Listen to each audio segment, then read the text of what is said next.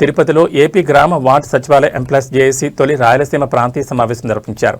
రాయలసీమ జిల్లాల నలుమూల నుంచి ఉద్యోగులు ఈ సమావేశానికి హాజరయ్యారు. సచివాలయ ఉద్యోగులకు ఒక్కొక్కరికి 700 చొప్పున 8 నెలలుగా అందాల్సిన బకాయిలు పెండింగ్లో ఉన్నాయని, ఈ విషయాన్ని కమిషనర్ దృష్టికి తీసుకెళ్తామని ఏపీ గ్రామ వార్డు సచివాలయం ఎంప్లాయీస్ అధ్యక్షుడు సురేంద్ర తెలిపారు. బీఎల్ఓ విధుల్లో సచివాలయ ఉద్యోగులు కీలక పాత్ర పోషించారని, ఏపీలో 67% ఎన్నికల ప్రక్రియ విజయవంతం కావడంలో తమ పాత్ర ఉందని పేర్కొన్నారు. రాష్ట్ర ప్రధాన కార్యదర్శి జగదీష్ మాట్లాడుతూ ప్రభుత్వ కార్యదర్శి కాటంనేని భాస్కర్ ఇచ్చిన హామీలు అమలు కాలేదని అన్నారు. జీవో 11 ఉద్యోగులు భారంగా మోస్తున్నారని, టీచర్లకు ఇచ్చిన విధంగా నోషనల్ ఇంక్రిమెంట్లు అమలు చేయాలని డిమాండ్ చేశారు.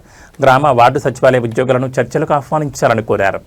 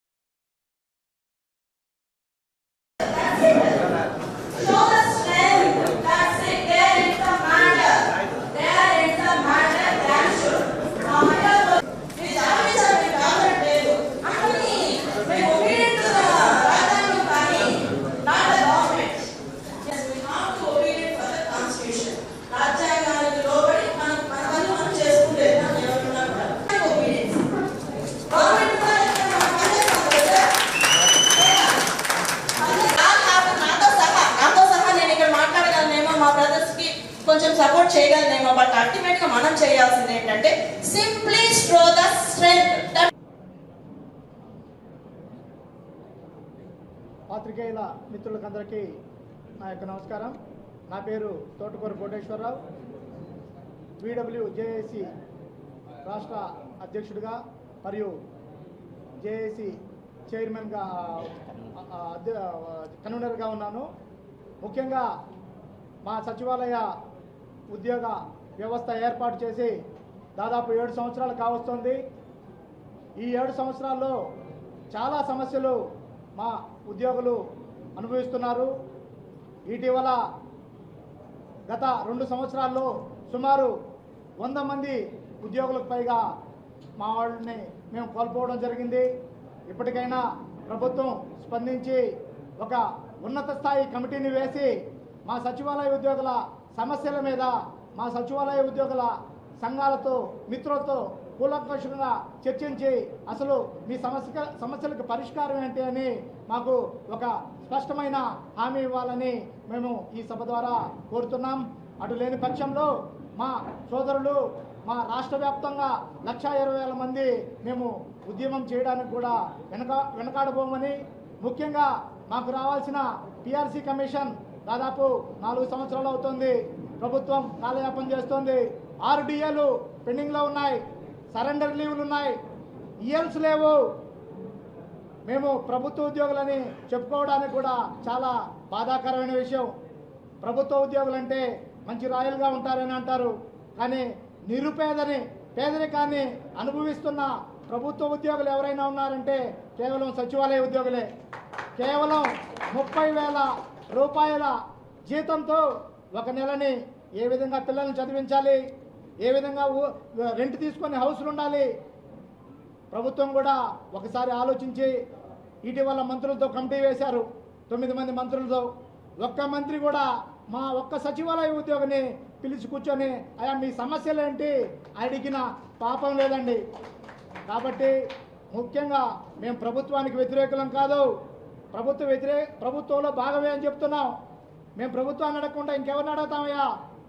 కాబట్టి ప్రభుత్వ పెద్దలందరూ కావచ్చు, మా ఉన్నతాధికారులు కావచ్చు, మమ్మల్ని చిన్నచూపు చూడకుండా మా యొక్క సమస్యలని మీరందరూ కూడా ఒక పెద్ద మంచి హృదయంతో పరిష్కరిస్తారని, మేము రోడ్లకు మీదకి ఎక్కకముందే మా సోదరులందరూ కూడా కూర్చొని పెట్టి మా సమస్యల్ని పరిష్కరించి పరిష్కార మార్గం చూపాలని ఈ మీడియా పూర్వకంగా కోరుతున్నాం. Thank you.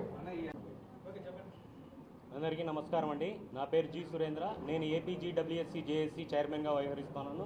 ఇక్కడ ముఖ్యంగా మేమేంటంటే రాయలసీమ ప్రాంతంలో ఈ సమావేశం ఏర్పాటు చేసుకోవడానికి కనుక ముఖ్య కారణం ఏంటంటే, ఏదైతే రాయలసీమ ప్రాంతంలో మొదటగా తిరుపతి నుంచి మేము ప్రాంతీయ సమావేశాలు పెట్టుకొని సన్నద్ధత చేసుకోవాలని ఇక్కడ స్టార్ట్ చేయడం జరిగింది. గత నెలలో 4-5వ తేదీన మేము విజయవాడలో రిలే నిరాహార దీక్ష చేశాము. దానికి అనుగుణంగానే మేము ఏదైతే ఏ ఇంక్రిమెంట్ కానీ, నెక్స్ట్ ప్రమోషన్ ఛానల్లో నెక్స్ట్ పే స్కేల్ పెంచడం కానీ, లేదంటే 9 months అరియర్స్ కానీ, లేదు మాకు రావాల్సిన ఏదైతే బిఎల్ఓ డ్యూటీస్ కానీ, లేదంటే సెన్సెస్లో రావాల్సిన డబ్బుల విషయంలో కానీ ఏదైనా కూడా మేము ప్రభుత్వాన్ని డైరెక్ట్ లెటర్లు పెట్టడం కానీ, లేదంటే రిక్వెస్ట్ పరంగా కానీ అడగడం జరుగుతుంది. కానీ ఇప్పటి వరకు కూడా ఏఎస్ ఇంక్రిమెంట్ ఇవ్వడానికి ఒక మనిషికి ఇవ్వాల్సింది దాదాపు మహా అంటే 700 రూపీస్. దాన్ని ఇవ్వడానికి మాతోటి పొద్దున్న లేచినాల్సింది సచివాలయ ఎంప్లాయీస్తో అన్ని రకాల విధులు ప్రతి పని కూడా వినియోగించుకుంటూ, కానీ మాకు ఇవ్వాల్సిన 700 రూపీస్ కూడా ఇప్పటి వరకు కూడా చేయడం లేదు. దాదాపు 8 నెలలు అయింది మాకు కమిషనర్ గారు మాట ఇచ్చి, కానీ ఇప్పటి వరకు కూడా చేయడం లేదు. సో దానికి అనుగుణంగా మేము అన్ని ప్రాంతాల్లో కూడా ఈ రకంగా సమావేశాలు పెట్టుకొని అందరితో కూడా ఫైనల్గా విజయవాడలో మేము ధర్నాను ఎక్కువ పెద్ద మొత్తంలో చేస్తామని తెలియజేస్తూ ప్రభుత్వానికి విన్నవించుకునేది ఏంటంటే, ఇప్పటికైనా గ్రామ వార్డు సచివాలయ ఎంప్లాయీస్ లేకోకుంటే పని ఏది కూడా ఏపీలో జరగదు. ఎందుకంటే మొన్న మన బిఎల్ఓలు దాదాపు లాస్ట్ మంత్ 15th తెలంగాణలో 40% మాత్రమే సర్వే జరిగింది, కానీ మన దగ్గర అప్పటికే 100% అయిపోయింది. ఇది మన ఏపీలో మన గ్రామ వార్డు సచివాలయ ఎంప్లాయీస్ చేసిన ఘనత. సో ఆ విధంగా ఏ పనికైనా మేము పనిచేసేటప్పుడు దానికి రావాల్సిన అరియర్స్ కానీ, లేదంటే ప్రమోషన్ ఛానల్ కానీ ఏదైనా కూడా త్వరగా కల్పించాలని, ఒకవేళ కల్పించకపోతే ఇంకా ఈ ఉద్యమాన్ని చాలా ముందుకు తీసుకెళ్తామని తెలియజేస్తున్నాం. Thank you. పెద్ద సంఘాలలో మావేమి భాగస్వామ్యాలు ఎవరెవరు ఉన్నారు, మేమందరం కూడా, నేను ఏపీ ఎన్జిఓలో ఉన్నాను, ఇంకొక సంఘంలో ఉన్నారు. కానీ మా సచివాలయ ఉద్యోగ సమస్యలు వచ్చేటప్పటికి మేము ఇండివిజువల్గానే ముందుకు వెళ్తాం. అలాగని ఆ సంఘాలకు వ్యతిరేకం కాదు, వారు కూడా మా సీనియర్ నాయకులే. వారందరితో కూడా మేము కలిసి పోరాడాల్సి వచ్చినప్పుడు మా వంతు సహకారాన్ని కూడా మేము ఏ సంఘానికైనా కూడా మద్దతు ఇస్తాం. కానీ పోరాటానికి రావాలి ఏ సంఘమైనా. ఆ పోరాటానికి వచ్చే క్రమంలో ఏ సంఘానికైనా మా మద్దతు ఉంటుందని మేము మనస్ఫూర్తిగా తెలియజేస్తున్నాం. 100%. ఎందుకంటే ఉద్యోగ సమస్యల మీద ఏ సంఘం వచ్చినా కూడా కలిసి నడవడానికి కూడా మాకేమీ ఎటువంటి అభ్యంతరం లేదని తెలియజేస్తున్నాం.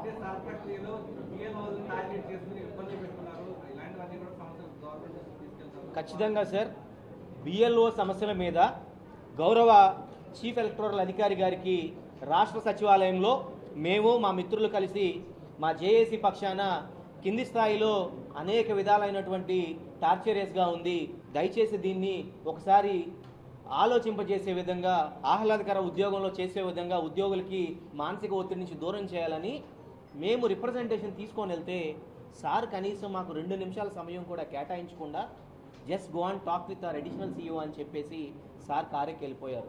అడిషనల్ సీఈఓ గారి దగ్గరికి వెళ్ళినప్పుడు మాకు కేంద్రం నుంచి అదే స్థాయి ప్రెజర్ ఉందంటే మేము ఒకటే అడిగాం, సార్ పక్కనున్న తెలంగాణలో 40% చేస్తే వాళ్ళకేమో పొడిగిస్తూ పోతారు, అప్పటికే 67% అయినటువంటి మా సర్ ప్రక్రియను కింద స్థాయిలో ఉద్యోగులు ఇబ్బంది పడుతున్నారంటే మీరు అది కూడా వినట్లేదంటే ఖచ్చితంగా మేము పైవారి దృష్టిలో పెడతాం, ఇది స్టాట్యుటరీ బాడీ కాబట్టి అని చెప్పేసి వారు కూడా చేయనట్టు చేశారు అన్నట్టు అనిపించిన పరిస్థితి తప్పితే ఎక్కడా కూడా మా ఉద్యోగులు మనశ్శాంతితో ఆహ్లాదకర వాతావరణంలో కుటుంబంతో గడుపుతూ పనిచేసేదైతే ఎక్కడా లేదు. అందరూ ఇబ్బంది పడుతున్నారు.